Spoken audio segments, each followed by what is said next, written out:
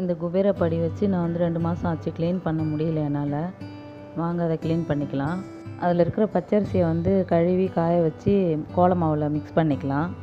திடீர்னு யோகத்தையும் அதிர்ஷ்டத்தையும் கொடுக்குறவர் யாருன்னா குபேரன் தான். நம்மக்கிட்ட இருக்கிற பணத்தை வந்து பாதுகாப்பு பண்ணுறவர்னு பார்த்திங்கன்னா அது குபேரன் தான்.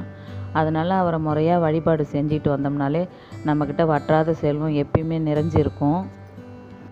குபேரன் படத்துக்கு பக்கத்துலேயே மகாலட்சுமி படத்தையும் வச்சு எப்பயுமே பூஜை பண்ணணும். உங்கள்கிட்ட குபேர சிலை இருந்துச்சுன்னா பால் அபிஷேகம் பண்ணுங்கள். மகாலட்சுமி தாயாரோட ஃபோட்டோ வந்து பன்னீரில் தொடச்சி விட்டுருங்க.